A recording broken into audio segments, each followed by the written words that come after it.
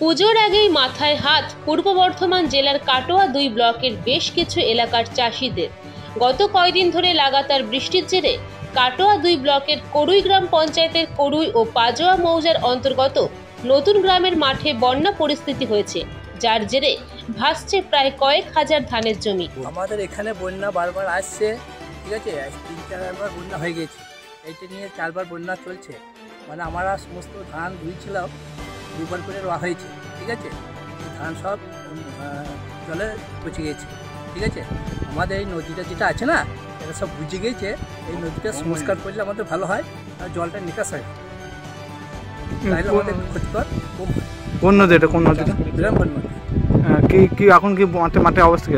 এখন বন্যাতে সব ডুবে গেছে ধান, তার জন্য আমরা মাঠে এসেছি, ধান সব তলায় চলে গেছে, এর জন্য আমরা মাঠে এসে দেখছেন এই অবস্থা? মাঠে এসে দেখছি অবস্থা, এক রাতের জলেই তো বন্যা হয়ে যাচ্ছে, শুধু নদীটার জন্য সংস্কার নাই বলে আমাদের এই নদীটা বন্যা হয়ে যাচ্ছে।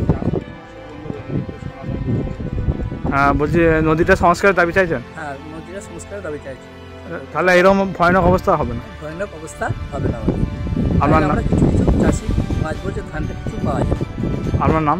আমার নাম ঝন্টু, বাড়ি নতুন গ্রাম। কি হয়েছে বলে? আমাদের করুই নতুন গ্রাম কয়েকদিন নিম্নচাপের জেরে বৃষ্টি হয়েছে, বৃষ্টিতে আমাদের চাষি ভাইদের দেখুন সমস্ত জমি জলের তলায় কেমন ক্ষতি হয়েছে দেখুন। আর এই যে আমাদের এইদিকে এই যে নদীটা আছে, ওই নদীটা সংস্কার 100 দিনের কাজ যেগুলো বন্ধ করে রেখেছে সরকার, তার জন্য আমাদের কোনো কাজকর্ম করা যাচ্ছে না সরকার থেকে, সেই জন্য এই নদী নালাও পরিষ্কার করা যাচ্ছে না, সেই জন্য আরও বন্যাটা আমাদের বেশি হয়ে যাচ্ছে। আর এ নিয়ে আমাদের মোটামুটি 4বার বন্যা হয়ে গেল। এইভাবে বারবার যদি বন্যায় যদি চাষিদের সমস্ত চাষ বা ধান যদি নষ্ট হয়ে যায়, জলের তলায় চলে যায়, চাষি ভাইরা কী করে বাঁচবে বলুন?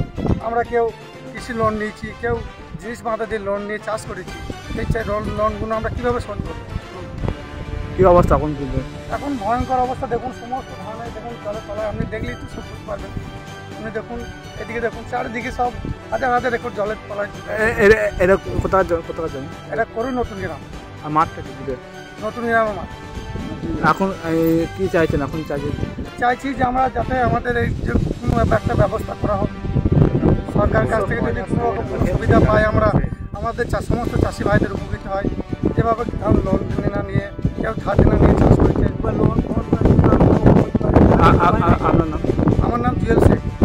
চাষিরা জানান, নতুন গ্রামের মাঠের পাশেই রয়েছে ব্রহ্মাণী নদী। সেই নদীর জল পাস হওয়ার জন্যই ক্যানেল আছে। দীর্ঘদিন ক্যানেল সংস্কার না হওয়ার জন্যই জল জমে যাচ্ছে। সেই কারণেই চাষের জমি জলের তলায়, ধানের জমি জলে ডুবে থাকার কারণে ক্ষতির আশঙ্কা করছেন চাষিরা। তারা বললেন, আমরা ব্যাংক থেকে লোন এবং ধার দেনা নিয়ে চাষ করছি। যদি সরকার থেকে ক্ষতিপূরণ পাওয়া যায় তাহলে কিছুটা সুরাহা হবে, তাহলে দেনা শোধ করতে পারবো আমরা। পূর্ব বর্ধমান থেকে সুমন বিশ্বাসের রিপোর্ট, মেমারি আপডেট।